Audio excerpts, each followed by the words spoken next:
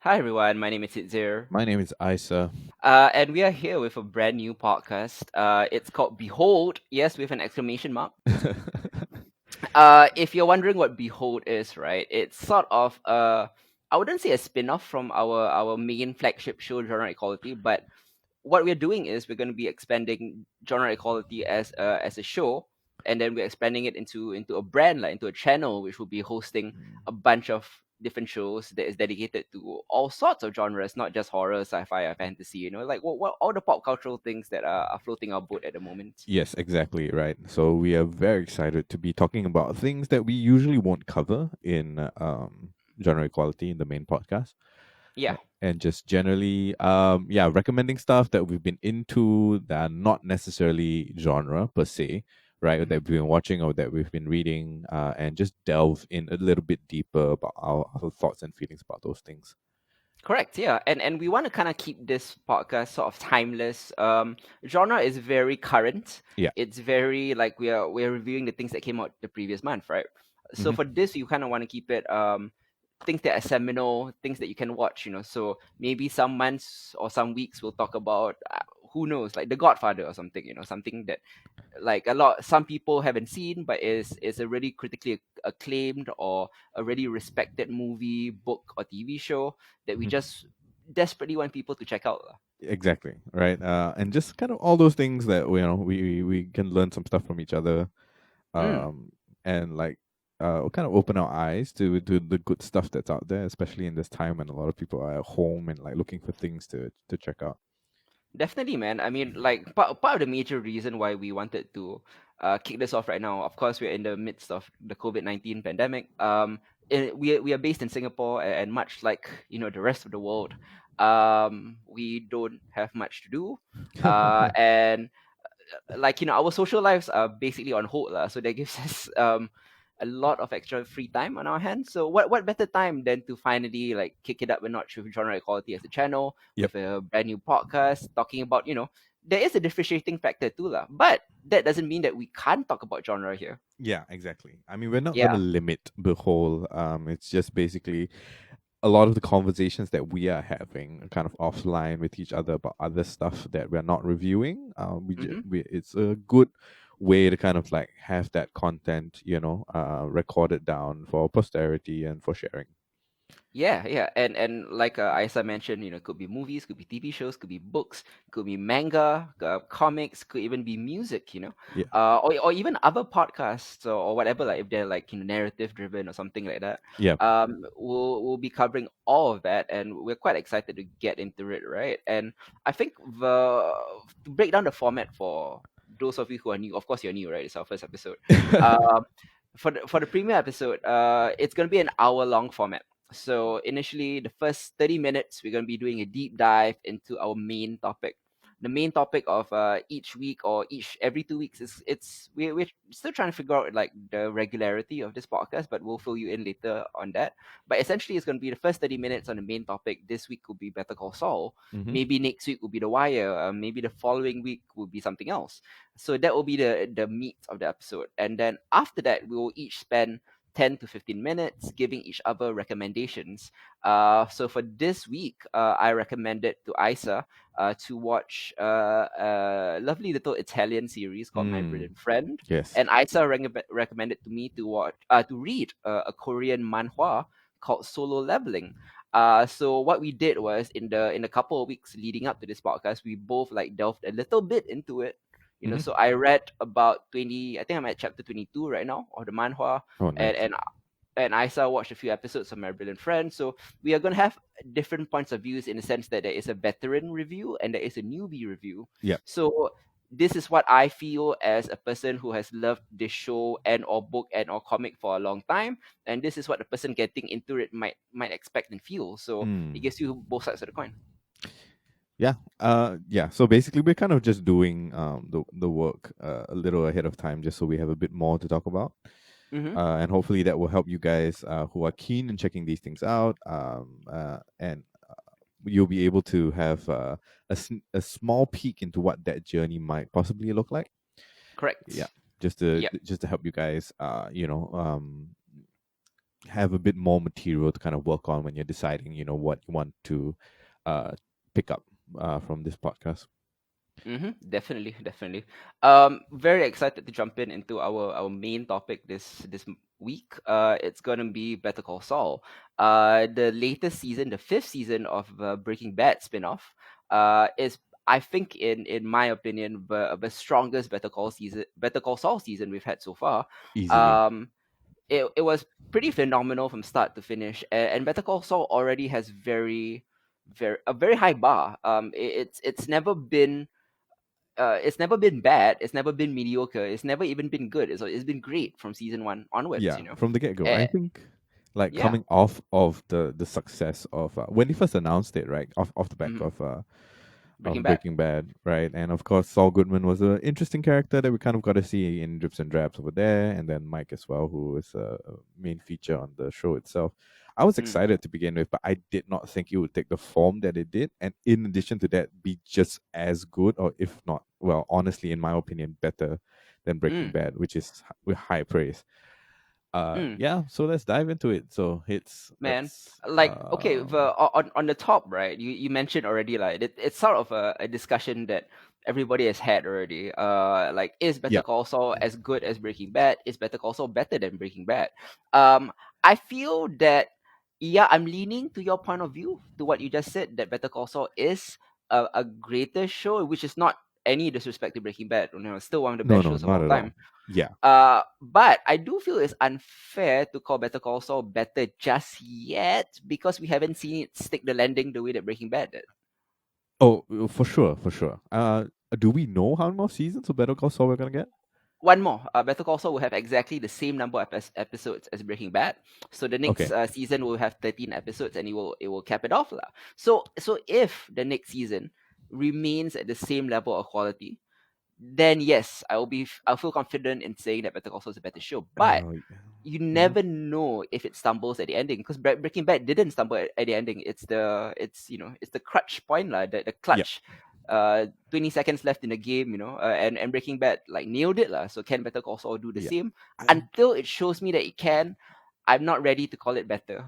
okay. Okay. Yeah. That's completely fair. I just have trouble believing that Gilligan and gang are going to mess this up Mm-hmm. just because of the quality that they've delivered for 5 seasons already. So I'm hopeful. I'm hopeful. Fingers crossed. I think we've had a lot of poor endings, a lot Mm. of franchises with poor endings over the last couple of years. Big Mm-hmm. franchises, and I just really hope that Better Call Saul doesn't fall into that. Yeah, but we'll stay hopeful. I guess we'll see how it goes.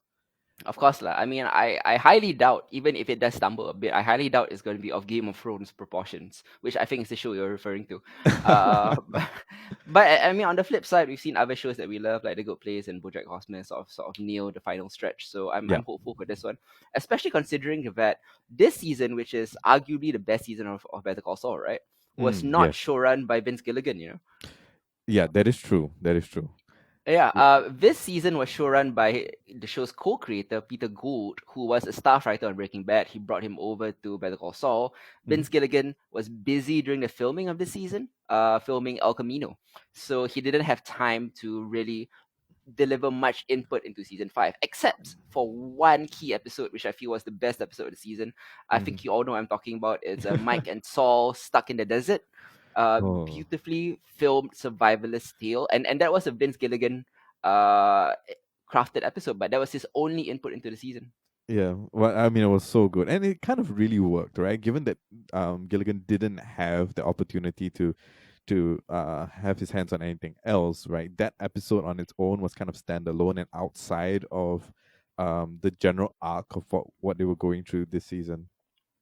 Yes, but I mean, at the same time, also I did feel like it served as a nice little, like, almost soft reboot of the show, because Mm. if Better Call Saul has me if there was one complaint of Better Call Saul, right, and Yep. and there are very few complaints, it's a great show, but if there was one complaint that I've heard over and over again, is that Better Call Saul is two shows that don't mesh together.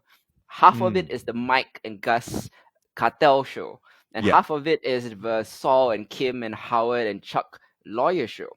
Yeah. And up from season one to now, they've never intersected. And I think what made the season great was the intersection of that.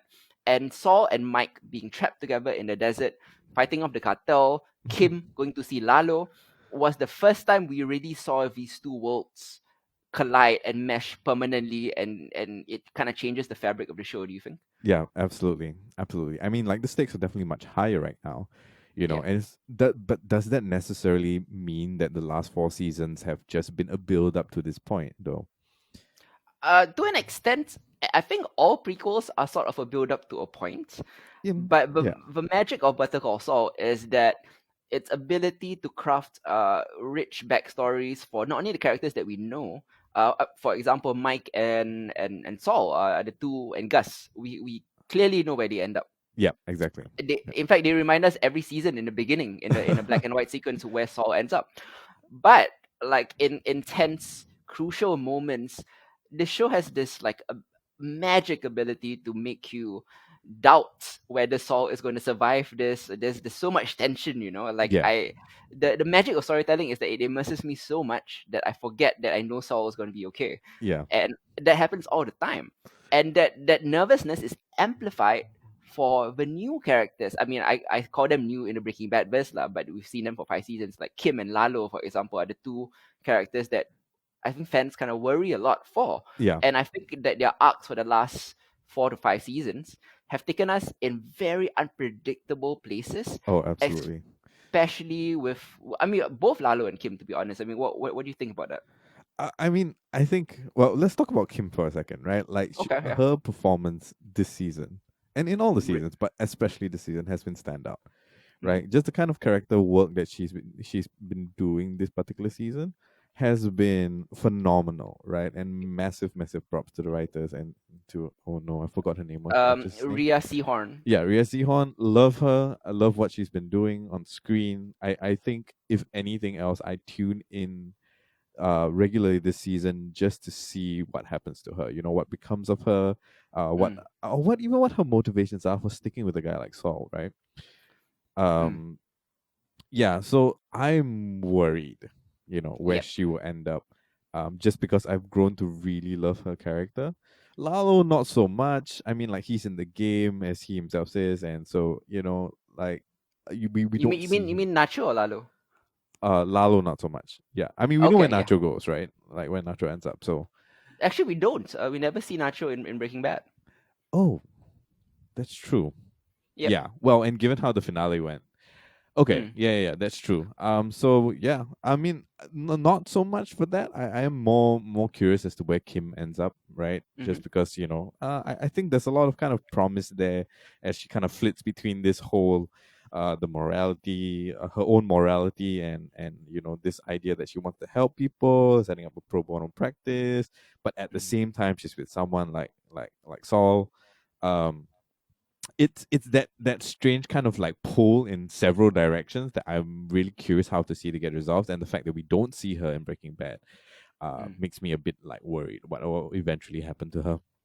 Does she go off? Does she call the vacuum cleaner guy? Does she die? Yeah, I mean, there's a variety of options, right? And I think knowing the writers is probably an option that nobody has thought of, which it's gonna be dope, lah, whatever they come up with. yeah. But key for Kim for me is I remember way back, and there have been like a year and a half breaks between seasons, right? It's usually a long break, lah. Yep. But like I remember early on in season one, I think when Better Call Saul was first coming out, I think Vince and Peter Gold was saying that they a lot of speculation was that this is going to be Breaking Bad for Better Call Saul. Mm. Like for Saul Goodman, like how does Jimmy become Saul Goodman, right? Yep. And yeah, and to an extent, yes, it is how how Jimmy becomes Saul Goodman. But they were very clear in pointing out that Jimmy doesn't break bad because Jimmy is always bad. Yep. Like before we meet Jimmy, he was slipping Jimmy, right? Yep. That's He right. he he turned good for a while, and then he regressed, and all that, and it was beautiful to watch that character arc. But they were saying that this show is actually a Breaking Bad story for a different character, which they don't necessarily want to reveal. Mm. And seeing how season 5 ended, it seems like the arc that they had in mind was that this was Breaking Bad for Kim Wexler. Um, the final shot that we see of Kim and Jimmy, where Kim was just Kim, if she puts her mind to it, she could be an evil genius that surpasses Jimmy. Yeah, for And sure. and Kim right now seems to have totally like fallen off the edge. She has broken bad. And the ending of season 5, the real ending, I mean not Lalo walking off lah, Yeah, but yeah, to me the real thematic ending was Jimmy looking unsettled or looking uncomfortable with the monster he's created in Kim. yeah, And it is a nice flip from last season when that season ended with Kim looking at Jimmy thinking, what have I done, what have I created, when he says Saul Goodman, yeah. he did double gun fingers, right? Yep. And Kimmy reciprocated that by doing the double gun fingers. And I thought that was beautiful. Yeah, It was such an unexpected turn because all of us expected that Kim was gonna leave Jimmy, right? yeah. That was like the inevitable conclusion. But the show has repeatedly, over and over again, don't know how many times they can prove it to us, right? That Kim is right or die to the max. Yeah. She will rationalize anything that Jimmy does, and Kim will go to bat for him always. So what if Jimmy leaves her? That's interesting Ooh, because it did look like wow. Saul. It did look like Saul was uncomfortable with the level Yeah, of depravity that Kim was going to, like with regards to Howard, machination. because Yeah, machinations, yeah, because like Jimmy, for all his faults, was sort of basically pranking Howard. Like it wasn't too yeah, malicious, right? He sent hookers to him. yeah. He destroyed his car with bowling balls, but they were all kind of playful. It's very Jimmy. Kim wants to destroy his essence. You know what I mean? The who he is, right?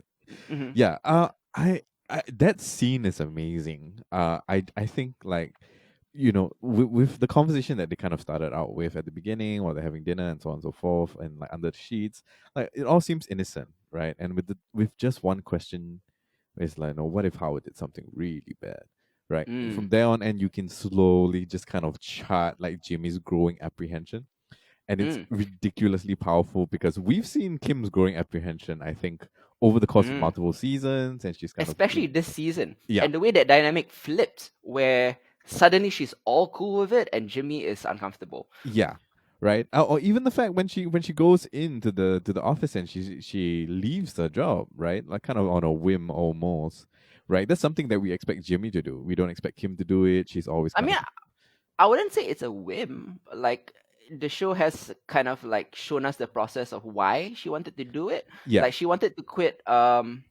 God damn, I forgot her law firm. yeah. I can't. Schweikert Coakley Yes. for a long time. And I think the only thing that kept her in the game for a while was her beef with a crazy homeowner. Which And was a then great arc. which is a great It was arc, a and great she arc. wa- Yeah.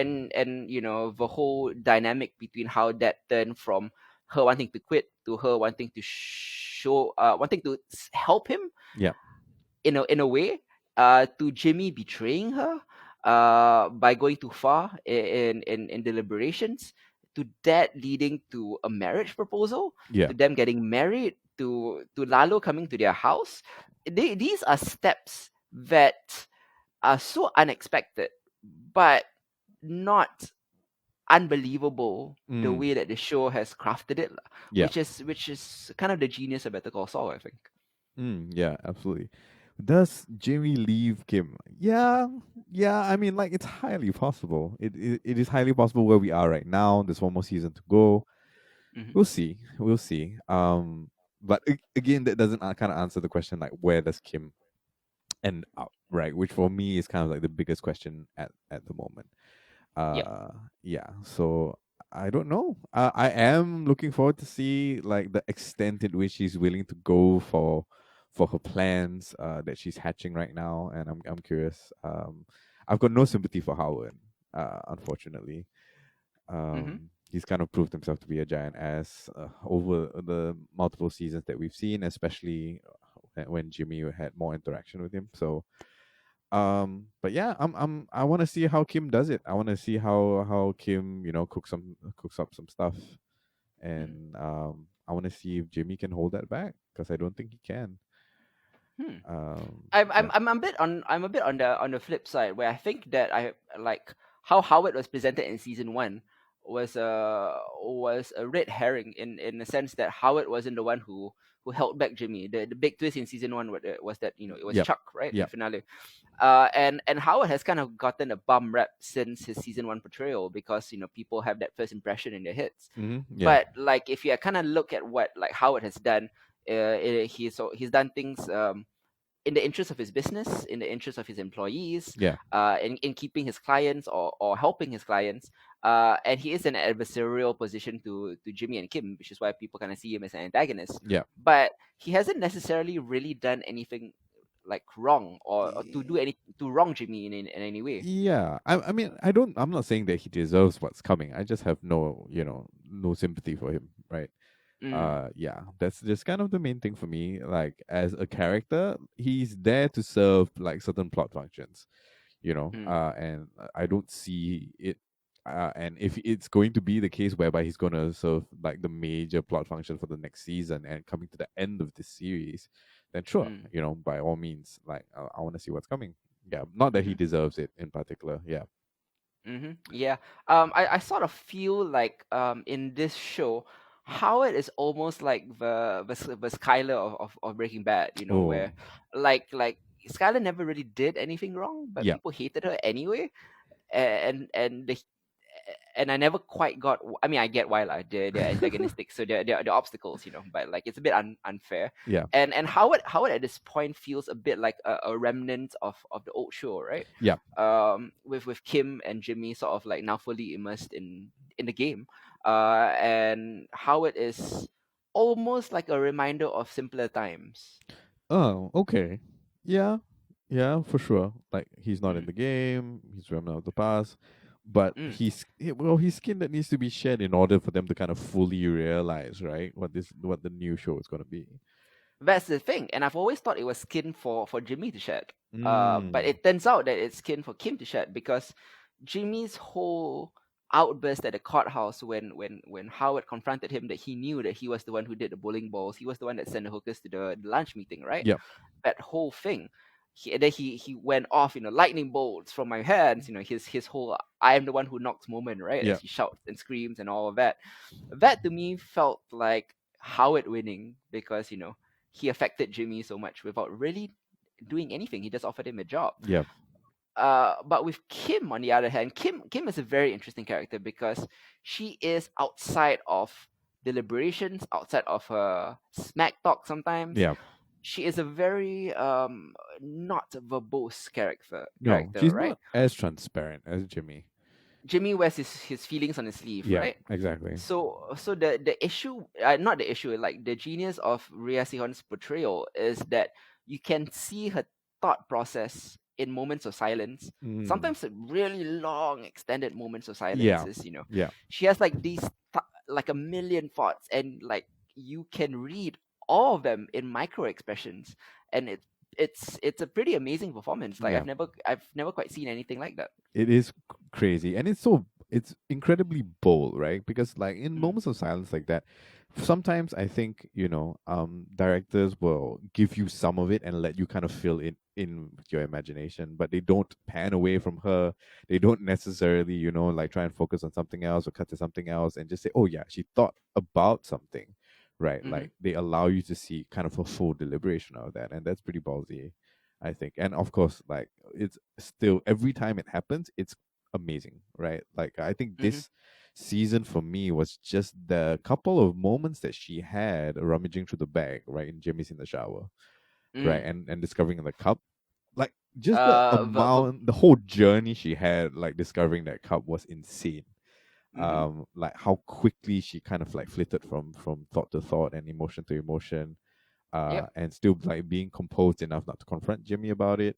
Like, wow, so good, so good. In the first 4 to 5 episodes of the season, it looked like Kim was gonna leave Jimmy, because of the whole revelation that Jimmy's whole speech at his bar resentence or his bar rehiring, right, Yeah, was all false. He didn't really feel anything, yeah, and I like the whole like Kim's acting at that point, Rhea Seon's acting at that point also. Like she sits I could sense every problem that she had with Jimmy, Mm. but it was all told in awkward silences, right? Jimmy would say a sentence and Kim would reply back and Jimmy would reply back. And the sentences on paper seemed to flow, but like their delivery and the awkwardness with each reception Yeah. like really showed the cracks of that foundation. Hmm. And I like that's how mirrored at the end because Kim totally didn't understand that Jimmy at that point in the hotel, right, Yeah. wanted to break up with her. Yeah. And then she was like, "Oh, let's do the spa, let's do the dinner, blah blah blah." And then she got Jimmy hooked in with the Howard plan, and Yeah. it's such a reversal. It's insane, Yeah. and it felt so natural too. Yeah. It did. It did. Yeah. I mean, like, well, that scene was a joy to watch for sure. Hmm. I yeah. So I think going into next season, right? Like, I would love to see more of that, but I would also like to see a bit more of them kind of like stepping up, um, you know, to each other, right? Hmm. Just to see, just kind of like a battle of which we kind of saw with Jimmy, like forcing the issue with the homeowner, Hmm. in the initial phase before Kim kind of like accepts and goes along with it. Like, Yep. I'm really curious to see more of that, but now it's going Hmm. to be like on a kind of like a bigger level with, Kim going to the dark side and Jimmy kind of like adopting a bit more of a gray stance would be fascinating to see. Yeah, I mean, I actually haven't considered it before, but like Kim could be in jail for all you know. Oh yeah, yeah. You know, Hmm. like I didn't quite think of that, like, but you know, with how with where her head's at right now, she could like fuck up one time. Yeah. And keep in mind that like Kim, do you know what a heat check is? No. Like it's a basketball term where if someone has caught like 20 in a row, for example, right, Yeah. you take a ridiculous shot, like a behind the back no look half court shot, just to see whether you can make it, you know, Yeah. just to see how hot you are you really that hot, let's do something ridiculous, you know. Yeah. And Kim, like from season 1 to 5, to the point where she dressed down Lalo in like probably like one of the tensest moments of the show, Hmm. like she keeps having all these heat check moments. How hot is Kim? Like, can she really do no wrong? Like she's sort of due for a fuck up Yeah. in a while, right? Yeah. Yeah. For sure. Yeah, yeah. I mean, what are your favorite like moments or episodes or scenes from season 5? Oh man, I think definitely, the whole desert walking stuff, and just the really strange kind of like dynamic between Mike and Jimmy. Yeah. That we kind of get to see a lot more of in Breaking in Better Call Saul, and not so much in Breaking Bad, Mm. for obvious I mean, reasons. we see a bit of it lah, but like it's nice to see how it develops, I guess. Yeah, and it's weird because Mike is a strange character to begin with, right? Who's kind of he philosophizes and all of that, and he's kind of like this in between place where he wants something to do. He's a bored man, right, with a certain set of Mm. skills, uh, and him being the voice of reason, like over and over again, or just like the pragmatic and the Oh man, sensible one. in Breaking Bad too, like he was the one that kept warning Jesse to like get away from Walt. Yeah, yeah. So I mean, seeing that, but with Jimmy in the picture, is pretty fascinating, right? Like, for example, when they're in the car and it's just like, everyone makes decisions and it sets you down on the road, right? For Yeah. that to have made an enough impact to Jimmy, who was kind of in his own kind of emotional and mental flurry at that point. It was a PTSD lah. He wasn't as used to the gunfights Yeah, at that point. yeah, Yeah. for sure. But for that to come up again in his conversation with Kim, right, the Yeah, next he episode, badly paraphrased it. yeah, I was just like, damn, okay, that wasn't something I expected to happen. Like, it didn't need to happen Mm, necessarily for that conversation to take place, but it does show, and I think it does set up the fact that, I think Jimmy's kind of like understanding and perception of who Mike is as a character mm, will change, right? And it will change for something where there will be that kind of grudging respect that we do see the two of them have mm, in Breaking Bad. So like you said, it was a transformative episode. It's a kind of like a metamorphosis where you bring everyone apart, and it was like a trial, right? Like that mm-hmm. both the characters had to kind of go through and pull through. So that for sure. Um, the boardroom scene where Jimmy storms in to Yeah. confront Mesa Verde. Wow, I love that scene So Man, fraught, yeah, so much yeah. tension, so much double speed going on, and even just the Mm, negotiation with oh man, what's the bank owner's name? Can't remember. Kevin. Yeah, Kevin in the car park with a Yeah. handshake. Ah, so good, so good. Yep.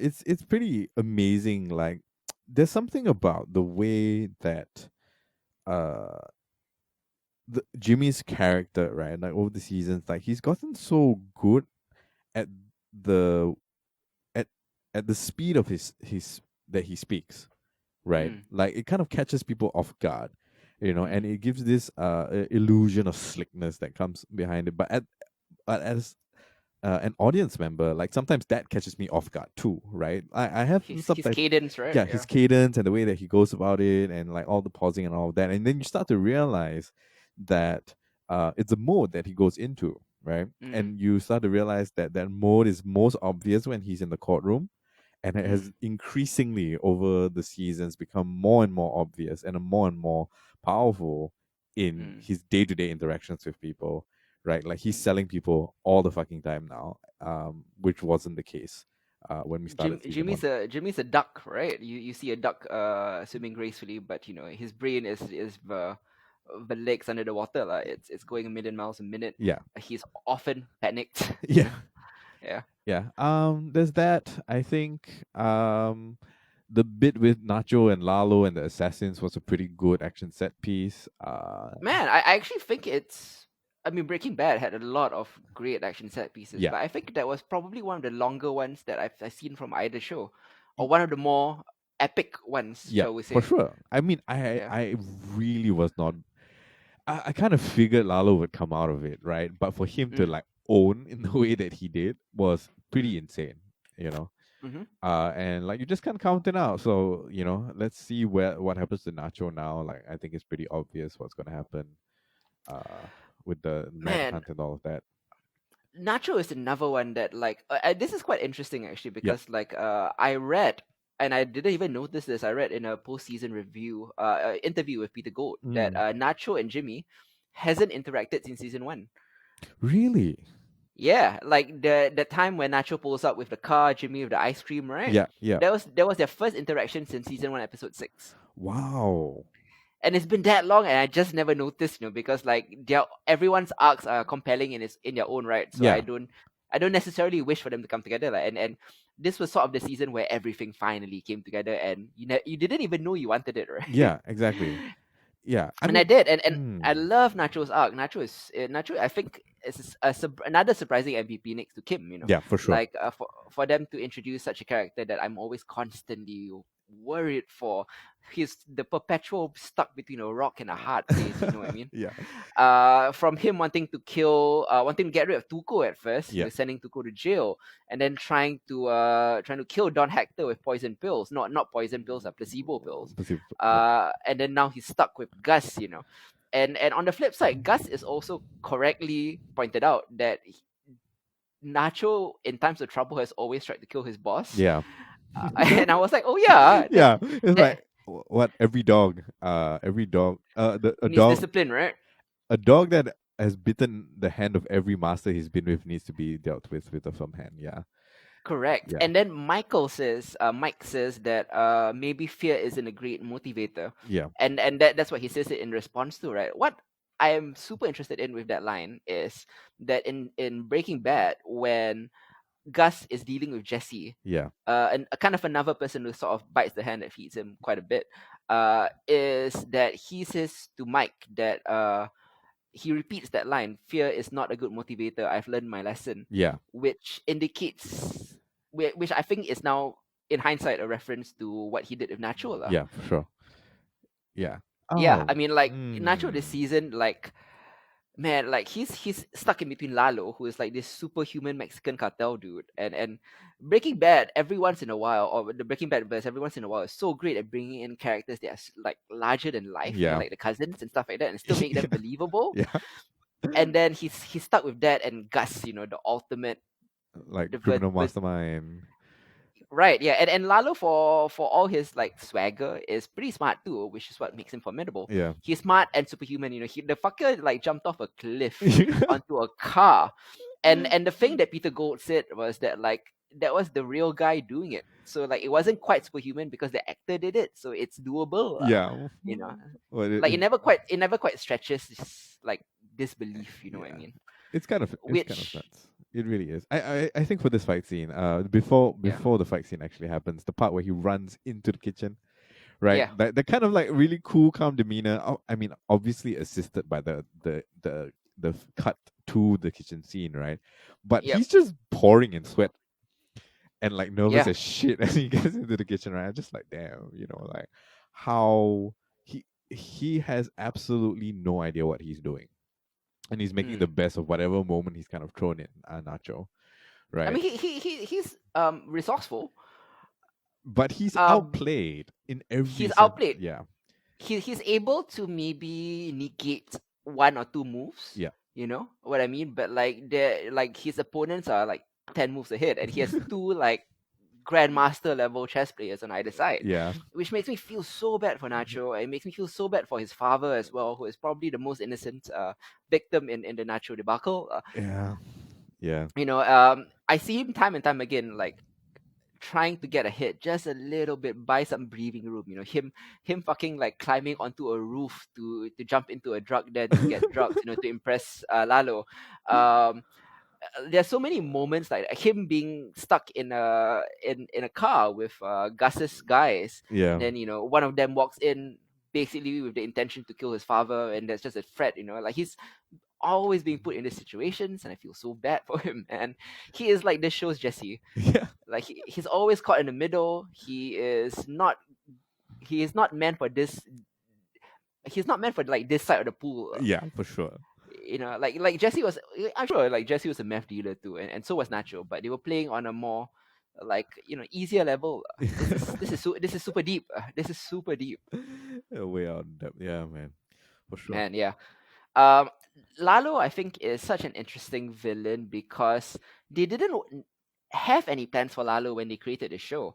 Oh, It was during season 2 when Peter Gould's idea, actually. He was watching the episode in season 2 called Better Call Saul, where Saul was first introduced in Breaking Bad. yeah, And Jesse and Walt took Saul out to the desert, blindfolded him, basically trying to threaten him to represent them. yeah, And Saul, unaware of who his captors were, kept saying that it was Ignacio's fault. It was Ignacio's fault. Are you Lalo? Is it if you're Lalo, it's Nacho's fault. So they had to introduce two characters, Nacho and Lalo, just based on that throwaway line that he gives to Walt, right? yeah, So they introduced Nacho immediately, and they kept thinking, how are we going to bring in Lalo? How are we going to bring Lalo? And it's sort of like something that Breaking Bad writers do so well is just come up with shit on the yeah, fly. Like none of it is really planned out, but it works out so brilliantly. yeah, yeah. I mean, like for that to be a throwaway line, and for the character that we eventually got, Mm, it is insane. As to just I really, I mean, I understand, like, in theory, how the writers are doing it, right? They want to make sure you write yourself in the corner, and then you gotta dig yourself out of it, which mm, is something that they've been doing since Breaking Bad. But to yeah. see its actual execution is a work of wonder, Mm, right? mm. And every time they pull it out, it's like, how did you? It really is one of the reasons why I continually come back, because there are always these surprises, and it's because it surprises the writers themselves, right? It in a kind of meta sense, like breaking Better Call Saul season 6 feels to me in a meta sense like Kim Wexler. Like the writers are like Kim, like Hmm. they keep landing these ridiculous shots. Like where how is their heat going to be checked? Will it ever be checked? Because they haven't stumbled ever. Yeah. Yeah. You know, I mean, I want for them to keep going, right? That went of right now with course. season 5 like this. Damn. Yeah, we'll see, going Mm-hmm. into season 6. High hopes for everything that's doing it, but again, I think you're absolutely right. It's only fair to judge it once, we see the series in its entirety. Oh, 100%. Yeah. Eager to see, of course, Jimmy and Mike. I mean, it's so nuts that I know where Jimmy and Mike ends up, but I still want to see how they get there. Yeah. Kim and Nacho are probably the biggest, Question marks. biggest question marks. Yeah. Yeah, definitely. Yeah. Yeah. Uh, Last final note before we move on from Better Call Saul, like Lalo as a villain seems to me, right, like he's so interesting, so like flamboyant, almost a Tarantino villain. Yeah. That I almost wish that we got to see Walt versus Lalo. Ooh. Just this because it feels like a dream battle of wits that Yeah. I never got to see, and now I want to. Interesting. But Yeah. this the thing is like when though? At which point in time? Because obviously Walt. Now I think Lalo's dead by the time Breaking Bad starts. No, Probably, we're right? talking like hypothetical kind of like the face off, right? So are we talking like peak Walt? Peak Oh Walt? yeah, peak Heisenberg Mm, versus peak Lalo. I mean, damn. Yeah, that would have yeah, been insane. it's one of those like Ali versus Tyson kind of like, oh, they never, their eras never crossed paths, but what would have happened? That would have been fascinating. Yeah. Yeah. No, well, we'll see. We'll see. I mean, like at the end of the day, Walt gets the better of Gus, kind of. Well, in an indirect way, Yeah. right? Yeah. And at up to this point, it seems like Gus Fring is kind of like winning out against Lalo. So we'll see. Mhm. We'll see. Mhm. Yeah. Yep. Unfortunately, it's something that we'll just have to imagine that taking Mhm. place. Uh, I think Walt will probably win out though against Lalo. But I know Walt's luck is yeah, just Walt, out of this world, right? it's like you can't ever count him out, even when Mhm. the chips are down. So, that's my 2 cents. I think for this fictional kind of like matchup Yeah. in Yeah. this Breaking Bad universe. I agree. I just thought that it would be like a great season long arc to see Oh how Heisenberg can try to defeat Lalo. It's fascinating. I just don't know what could be done there. yeah, yeah. Yeah. This is a Breaking Bad fantasy matchup. Freaking loved it. Yeah. I mean, this season phenomenal. We're not sure when next season's gonna happen. Obviously, Yep. production. Well, I mean, the good thing is that they weren't in production. They were still in the kind of the initial writing phase. Hmm. I think last Vince Gilligan and Peter Gould, they gave an interview obviously after the finale at try to explain their decisions and all of that, but they also said that they're only now just beginning in 2 weeks ago to start the writers room so they're doing it over Zoom. So the writers room typically takes 2 to 3 months trying to lay out the scripts, trying to lay out the arcs and all of that. Yep. So I mean, they weren't supposed to go in production for another 6 months anyway, so hopefully this all is over by then, or at least by then they can find a way to do it safely lah. Yeah. Yeah. Fingers Yeah. crossed. Fingers crossed. I mean, like, given that we are used to waiting, what, a year and a half, or is it two Year and a years half between? usually. Yeah. Sometimes, yeah. So hopefully, we won't have to wait too long for the last season. Mm-hmm. Yeah, but definitely very, very, very excited to see where this goes, and maybe we'll talk about it again when everything wraps up. Oh yeah, definitely. In when however long What? that is, Yeah, who knows? yeah, Yeah. Oh man, can't wait. Next up, I think I recommend it to Isa Fung to watch an Italian series on RAI, but it's actually airing on HBO as well yeah. in Asia and in the US. It's called My Brilliant Friend. It's actually an adaptation of a long-running, very popular book series over in Italy called also My Brilliant Friend. It's by Elena Ferrante. It tells the story of two young girls growing up in, I believe, 1950s Naples, in Um, poverty, in post-war and in poverty. yeah, And the book series, I've not read the books. I'm told they're incredible. But it follows them from the point when they're children, basically like primary school age, all the way to they're old women yeah. in the 2010s. So it's a huge decade spanning epic lah, but not an epic in a sense like what we consider epic. It's more of an intimate epic, Yeah. very very richly woven, very vivid, very vibrant immersion into a period of Italian history, and specifically how poor women can make something of themselves in that Mhm. particular era lah. And I think you've seen the bulk of season 1 if I'm not mistaken. Let's see. I finished 5 episodes, and I'm like kind of like midway into to episode 6, right? Which you were recommending that I get to. Mm-hmm. Mm-hmm. Yeah. It's really good. It's really good. Mm-hmm. I mean, like I know you've talked about it to me before. But mean, given the kind of watch schedule that we've had, just generally, like it didn't fall very high on my to watch list. So like, doing Behold has definitely given me a chance to sit down and really enjoy this. Like, it is a beautiful series. Oh And yeah. the acting is simply phenomenal. I Mm. really, really kind of emphasize that, especially the child actors in the first couple of episodes. Yep. Damn, so good, so good. Yeah, so I'm definitely invested already. And I'm gonna finish up this season. The second season is out. Yes, Second season just ended this week. very nice. So I mean, like, I'm gonna be binging this for a fair bit. Amidst all the other things that we need to watch for genre. Hmm. But yeah, such a lovely and at the same time kind of like fraught, and tense story, right, between Hmm. these two girls, Lila and Lenu.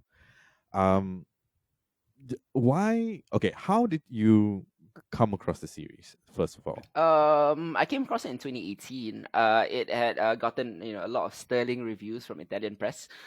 So when it came over to airing on international HBOs like HBO Asia, HBO America, and all of that, I thought I should give it a shot.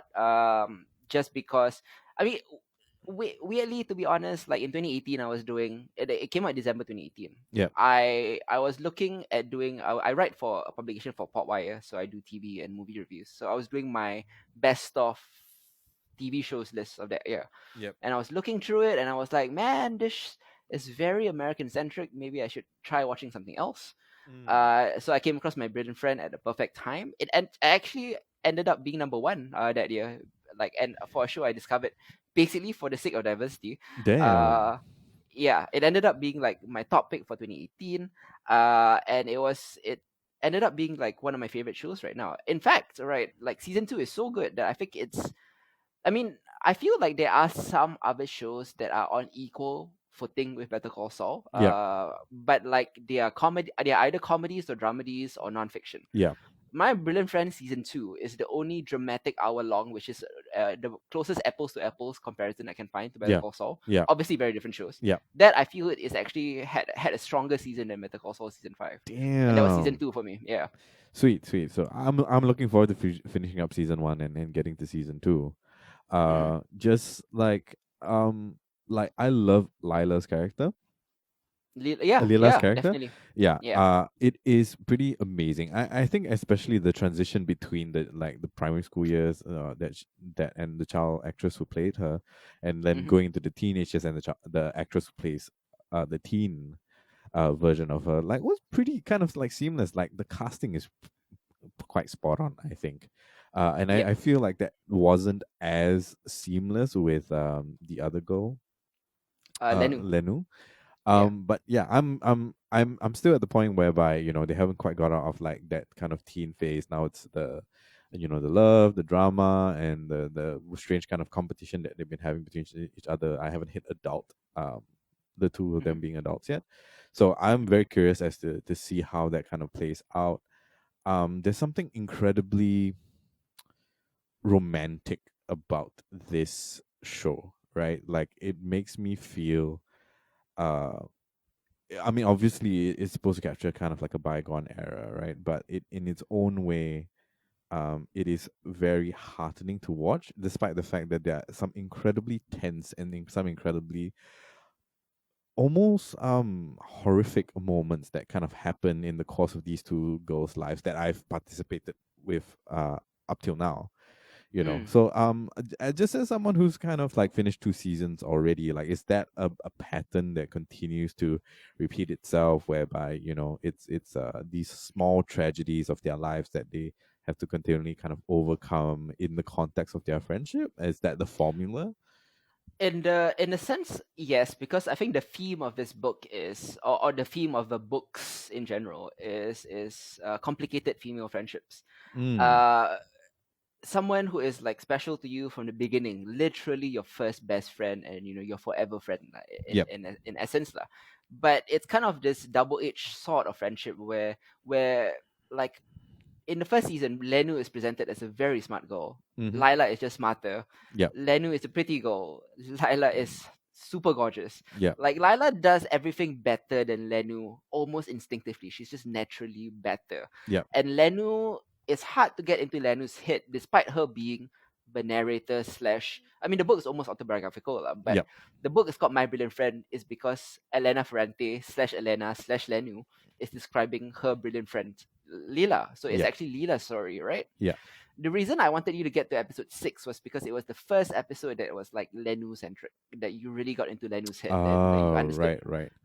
you understood her character, Yeah. and it was the first moment that you really saw her grow up into like a young woman outside of the confines of her friendship with Leela, because Mm. she went on summer vacation for 3 months to an island called Ischia, so she became like her own fully fledged woman there lah. Yeah. But it's also mostly about how circumstances and differences in opportunities can drive wedges between the closest of friendships. Mm-hmm. Like Leela is the smarter girl, but Lenu ends up being the academic, right? Yeah. Just because of a confluence of opportunities and circumstances that Lila never had. Yeah. Lila becomes richer than Lenu Mm-hmm. because I Because mean, the sort of a shoes. spoiler. Yeah. Shoes and she kind of gets married later on, which Yeah. I think is not that big of a spoiler. Yep. But her husband is rich and Lenu still lives in poverty, has trouble paying off school debt, Yeah. So they're both like resentful of each other Mm-hmm. in a way, but at the same time, really, they are the only semblance of the past that they have. Because once you get out of the neighborhood, once they move on to other cities, like Yeah. Lenu eventually moves to Pisa to study, and Lila moves to other places, right? Yeah. This is like the only relationship that kind of like ties them back to home lah, you know. As painful as home might be, and as fraught as your relationship can become, it is still the defining formative relationship of their lives lah. It's how they became the people that they are today lah, Mm-hmm. and they can't ever let it go. But in season 2 it introduces a lot of big obstacles to their friendship. I mean, Oh. it's specifically, first one is over a boy, which is, I mean, of course they're 16 to 18 at that point. Yep. But the love triangle is probably like my favorite part of season 2 because it just felt so hurtful. Mm. Like I love triangles usually feel cliched, Yeah. but this one felt so genuinely hurtful that I didn't know what side to take. I felt really bad for Lenu and Leela, and the psychologically complex reasons why they would betray each other or why they would fall for this boy. Yeah. It's just a very well written, very delicate, very interior material. Mm. You know what I mean? Yeah. Like, it's not Yeah. like a lot of shows that we watch have a lot of exterior things happening. Like I will feel like, I think most of the genre shows we watch is a lot of exterior stuff, but this is a lot of psychological stuff going on. Mm. Yeah. I mean, Yeah. it kind of already feels like that in season 1, even as they are kids, right? Yep. So yeah, I'm curious as to where it's all going. So at the end of season 2, how old are they now, and where are they in life? Just generally? Season 1 I think is between like 6 to 10 or 6 to 12. Season 2 is like 12 to 20. I see. Okay, so there's slightly more time that they cover in season 2. Yeah. Season 2, I mean, it spends a lot on like Lenu in university. Mhm. But also, like, it depends, like some, like, there's one episode that skips that takes place over the course of 4 years, Yeah. and there's one episode that takes place over the course of a day. So it Oh. depends on what the defining moments of their lives are lah. Yeah. Okay, How that's pretty important, fascinating. yeah. Okay. Yeah. Cool. Yeah, I'm It's totally excited to man. continue with this. Yeah, especially when I mean, now that you've told me what lies ahead from this, Mm. I'm pretty hooked. Honestly, like I sat down kind of like over the weekend to binge as much of it as I could. Yeah. It's been a while since I've watched a European series of any kind. I think the last one I did was Dark with you when we were Genre, right? doing it for genre, And well, I've seen bits of like the Spanish stuff that's really popular right now, your Money Heist, your Lockdown, and all of that. But those are more like guilty pleasure kind of Yeah, like fun shows. fun shows, right? Fun shows. This really did put me in a kind of very different state of mind compared to all the other stuff. Like we're in the midst of reviewing, like Rick and Morty and Westworld and all of that. Like, it is a vastly different show, and it was a really big change of pace for me. It's a And bit more like, complicated, subtle, emotional territory. yeah, and I really Yeah. enjoyed it. I really enjoyed it. I think I didn't realize that I needed that kind of like break from, kind of like the heavy hitting sci-fi, pretty in your face stuff. Like we just did Devs, we just Mm. did well, we just did Westworld, just did Rick and Morty, like a lot of these like major kind of like life questions about the universe and all of that. But this is a very kind of simple story about a very complex relationship, and I love it, Yes. for exactly for that reason. It almost has I don't know what the correct terminology is lah, but it almost feels like very classical storytelling, like books that were written in the early 1900s. Like Little Women, for example, very coming of age, very rich into character work, Yeah, and very rich into like immersing you into a point in time. In this case, the neighborhood of Naples in the 1950s. yeah. I'm really curious. I mean, neither of us have read the books. And Mm-hmm. obviously we haven't seen like the entirety of the series yet. Yep. Given that Little Woman is the book within the fiction that Oh yeah, both yeah. girls, aspire to write, right? Like they want to write Mm-hmm. a book like Little Woman. Is the Yep. structure actually like taken from that? I'm curious. Yes, yeah. I mean, Elena Ferrante is pretty like open with like her influence with Little Women, lah. Ah, okay. But also because this book is semi autobiographical, Yeah, like she does have a friend. I mean, probably the specifics are different, lah, yeah. but she does have a friend like Leela, and they did both grow up reading Little Women, and she ended up writing a book about her friend called My Brilliant Friend that is kind of structured like Little Women. Yeah. So in a lot of it, like this book is pretty much the Italian Little Women, lah, just in a much larger scale, lah. Interesting. Yeah. Okay, okay. Yeah, yeah, yeah. I can see. I can see. I mean, like we just caught Little Women not too long ago. Mm. Oh, I mean, excellent. Yeah, definitely.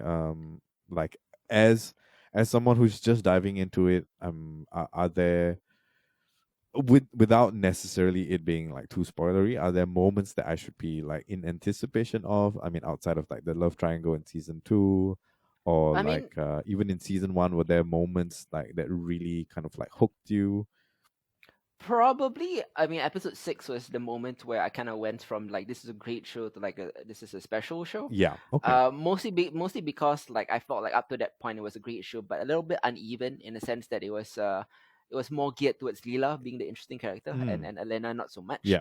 Episode 6 onward sort of like refocuses it because Lenu gets the spotlight, and then it becomes a more even playing field. Like you feel invested in both characters, and it really sets the stage for like when they are at odds in season 2. I You see. don't know who to root for. Right. Like you're in every nook and cranny of each person's psychology, and you understand perfectly what their situation is and Interesting. why they would behave the way they behave. And like, yeah, I mean, like if Leela betrays Lenu or Lenu betrays Leela for whatever reason, I totally get it. I hate them for it. I don't know who, kind of thing. Yeah. It's very great character building, world building of a specific time and place, and psychologically is beautifully written. I think the word is novelistic, right? Like Yeah. this feels very like reading a novel. Yeah. And it's interesting because like this is one of the few shows where Elena Ferrante herself wrote the screenplays for each episodes. Oh wow. Uh, yeah, so it's as faithful as it can be, like, because it came from the author herself. Fascinating. Mm, Fascinating. Yeah. Okay. Yeah. I'm yeah. curious about.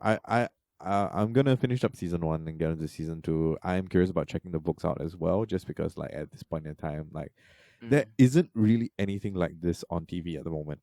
I feel. yeah. And you're absolutely right in terms of like it having a special place and in a very golden age of TV at the moment.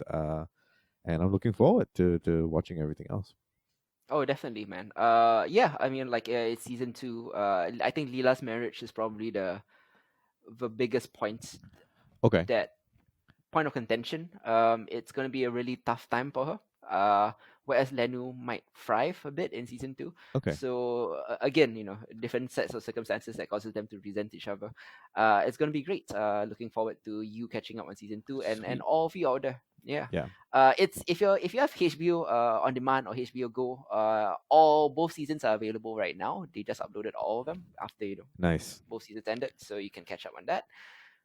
Yeah. Yeah. And next up, Isa actually asked me to watch no watch is not the right word.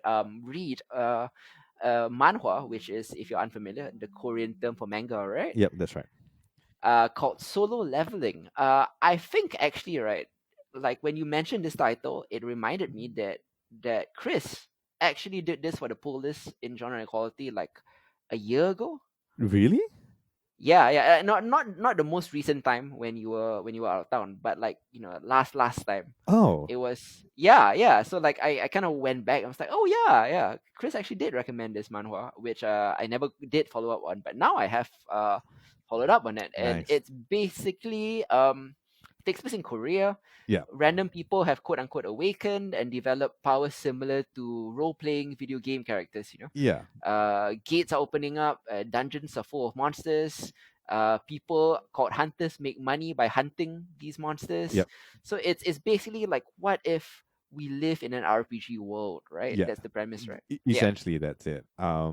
So like I randomly kind of stumbled onto solo leveling without even realizing that Chris had recommended it for the pool list. Mm, Yeah. So, but at that point in time, I think like a fair bit of it has already.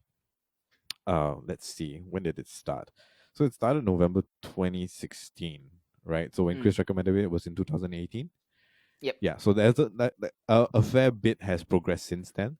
With Yeah. everything that's going on, they kind of like just finished their first major arc. I'm guessing that would be kind of the end of like maybe season two. Mm, Yeah. So as some of you who listen to Genre Equality might know, I'm a big like Weeabo. I watch a lot of anime. I read a fair bit of manga. I think this was one of my first kind of real like deep dive forays into manhwa, which is how the Koreans decide to do it. And what's most fascinating about it is kind of the medium in which that is done in, right? Unlike manga, which is still today still fairly prominent in print, right? Or is the mm, preferred medium of choice for manga. Like manhwa has fully embraced its web-based um, roots, right?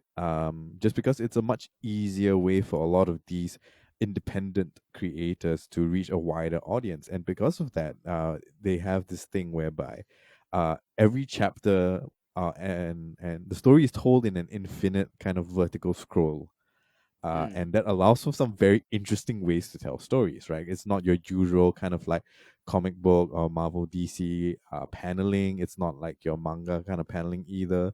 It's a bit more free form, and that allows for some really interesting and very, very gorgeous pieces of artwork that take you by surprise because the actual movement of you mm, scrolling can be used as movement within the story itself. And yep. that's something that's caught me. I mean, I've been reading this, and before that, I was reading Tower of God, which is another kind of like cult manhwa that recently just got announced that it will be making its way Mm. into the anime world. Yeah, the Uh, first season is up on Crunchyroll actually. yeah, Or not the first season, the first few episodes yeah, from the the first first few season. episodes. So like Tower of God kind of precedes that, and I mean there are a lot of similarities between the two kind of like styles, right? For Solo Leveling and Tower of God, which gives Mm, me hope that eventually, given that I think Kakao Publishing, yeah, Kakao Page has picked up the publication of Solo Leveling. It's a yep. high chance that Solo Leveling will become an anime, and I'm dead excited for that, just because Mm, the artwork is gorgeous. It is mm-hmm. amazing. It is pretty mind blowing that this is the work of one guy, Yeah. and a labor of over many many years. Yep. Just generally speaking. So far, wait, so you're in what, 20 About episodes? 21 or 22. 21 or 22 episodes in, so you're like his first foray into hell. Is that where you're at the moment? Okay, so where we started, obviously where we all start, is like he's the weakest of the weak, a class E type hunter Yep, who gets in over his head into a double dungeon, yep, has trauma there, and then he discovers that he actually can see this weird screen, yeah. like An additional like UI in the additional UI. yeah, Yeah, that's the word I was looking for, and only he's the only person in this world that can sort of level up by doing like these little side quests or exercises and stuff like that, getting extra strength Yep. stats and shit like that. Yeah. So it's weird. Like, it's the first 10 issues that I felt was a bit standard. Like, yeah, okay, RPG, well, I get it, I get it. Yep. And then he's the weakest of the weak. Oh, I see where the arc is going. How Yeah. is he going to improve himself? I think the addition of the UI really like readjusted my expectations for what this thing was going to Yeah, be. I think at that Yeah, point in time when he goes on his first quest, right? It really kind of changed my opinion about where this was going, right? yeah, Because you already had kind of like a fantasy slash sci-fi world, invading yep, monsters, people have superpowers, and all of that, right? So real life becomes a game, and then he yeah, gets to play a game within the game of real life. yes.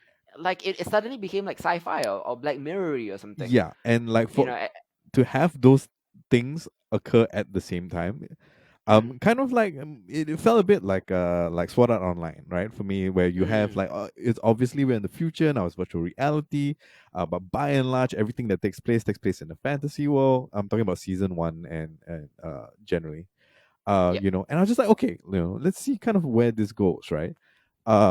It is a very shonen type story, mm, right? yep, He has to overcome battles. He's not sure if he can, and he always finds a way to beat the bad guy, and so on and so forth. mm. I think you're at the point where he's still kind of growing. Uh, I mean, like he is growing at a fairly remarkably fast rate. Like he entered the underground train station. He defeated a bunch of wolves yeah, and this giant snake.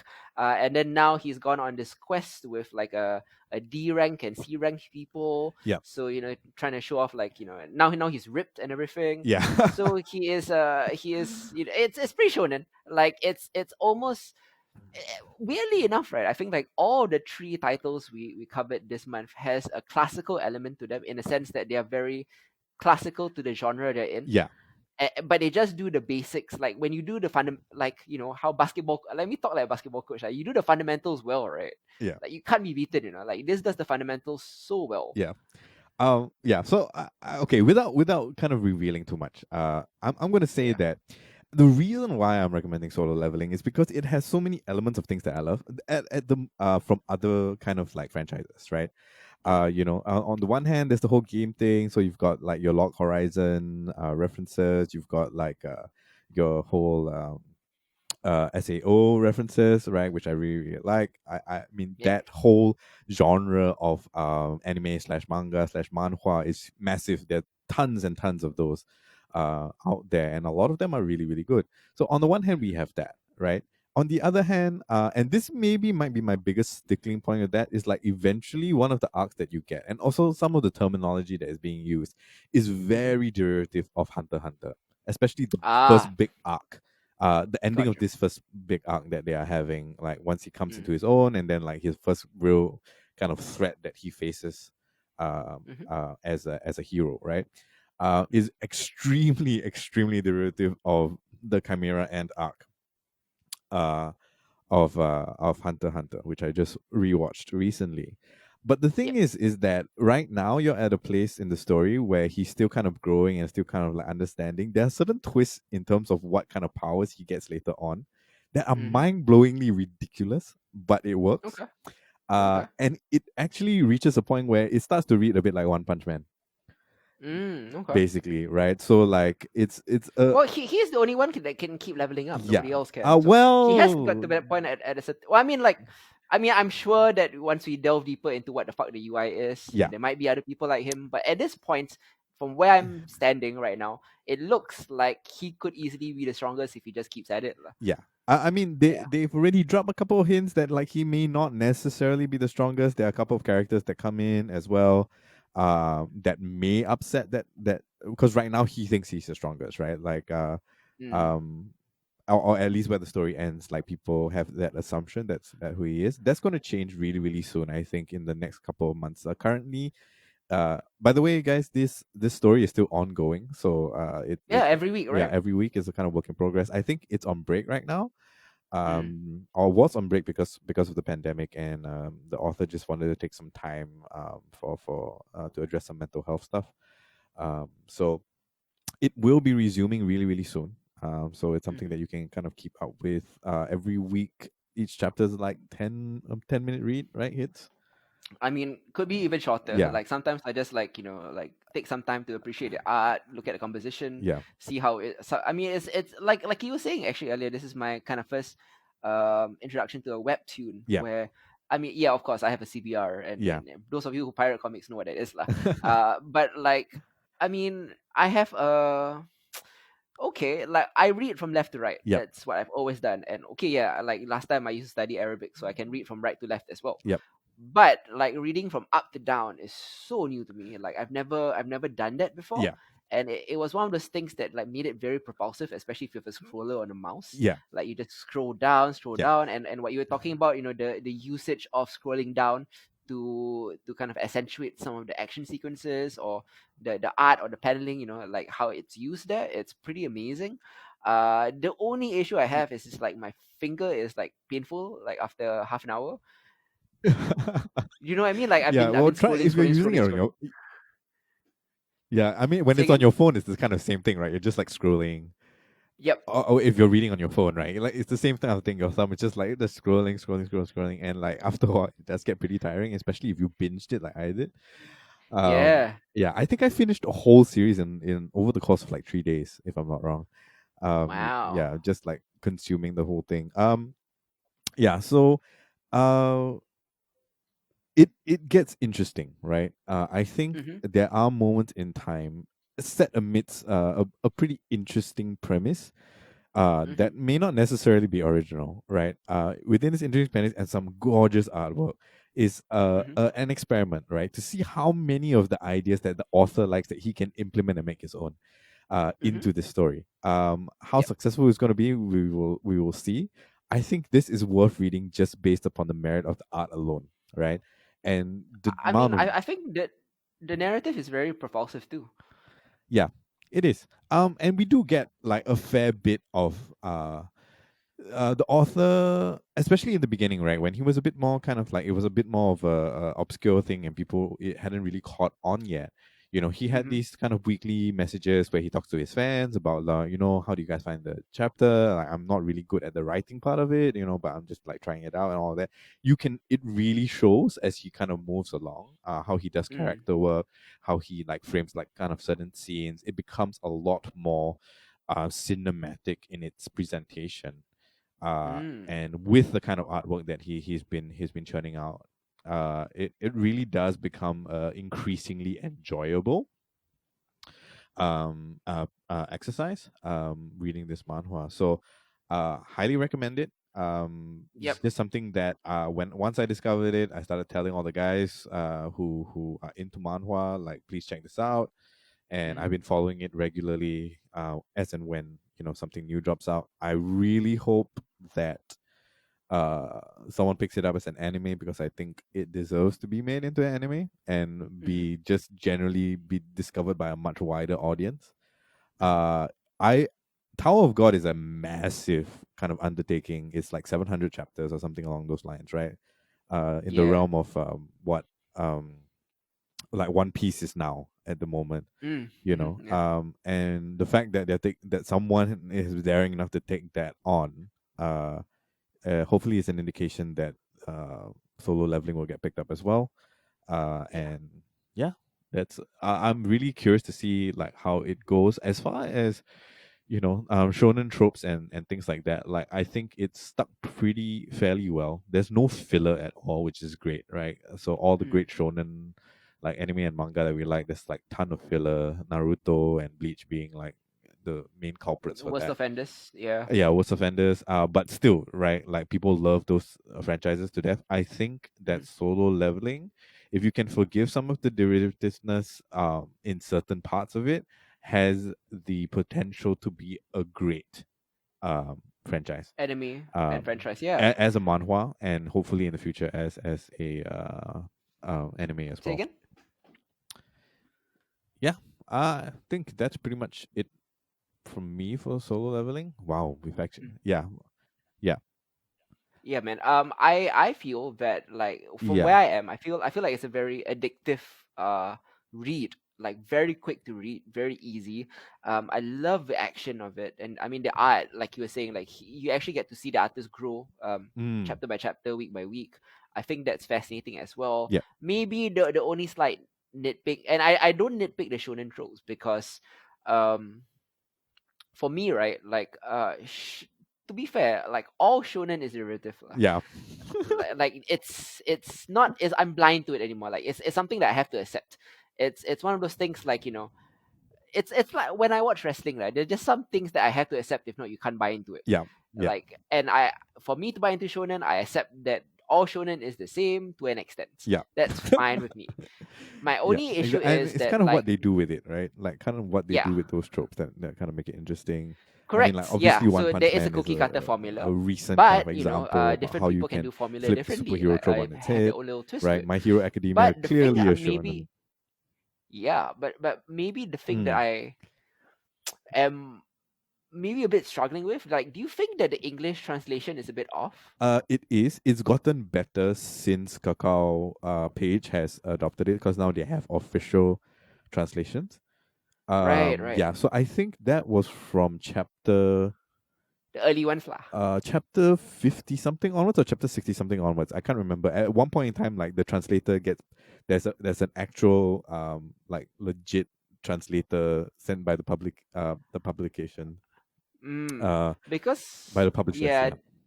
the early ones, the dialogue feels like super stilted, and I don't. That could be a mixture of him being a novice writer, sort of like finding his footing. Yeah. I mean, it's like a lot of season one shows, like the story and the writers haven't really found their footing or their grasp on these people yet, Yeah. which is fine Yeah. because I love the premise, I like the action. But it also, I assume it could be lost in translation somewhat also, like, because it Yeah. feels a lot like the dialogue almost feels Singlish in the early issues. Yeah. So, what's interesting about this? And the thing is like, you can read, guys. You can read all of this online for free.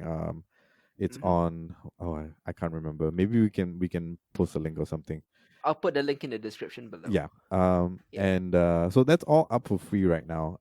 But in the initial stages, before the author actually, um, linked up with a friend of his who could do the translation for him, like people were just doing fan subs and the fan subs Yeah. were getting publicized. And one of those Yeah. fan subs was a bunch of guys translating into Italian and then translating from Italian into English. Man, yeah, there's a certain like wonkiness Yeah. to almost a Google Translate-ness to it, Yeah, right? so like there are, I think you are in like the heat of that period because at that point in time that was the best English translation available. Mm, So yeah, you gotta kind of forgive that. But then again, like I always assume that any sort of like international uh uh product, right, gets lost in translation, right? Same for manga, same for anime. There's definitely something that I'm not understanding and I'm yeah. missing out on. You will have to put up with it for a number of chapters more. But given where you're at right now, like it doesn't really matter till much later, and by then the translation gets a lot better. Yeah. Of course, because at the moment, like, it's not the most complex story in the world, so Yeah. I'm able to follow easily, and you can close one eye like with those type of Yeah, things. for It's sure. very small issues, Mm. but yeah, but like I'm pretty like hooked onto the manhwa already. If you want to read it, it's called Solo Leveling. I've included the link for you at the description below, so do check it out. Yep. If you want Better Call Saul, now that the season's ended, will probably end up on. Oh, it's actually already up on Yeah, Netflix. it's If you want already to go on watch up on season 5, Netflix. That's where I watched it on. definitely. My Brilliant Friend, available on HBO or HBO Go or HBO Now if you're in Asia. Yeah, I mean, like, definitely do check it out lah.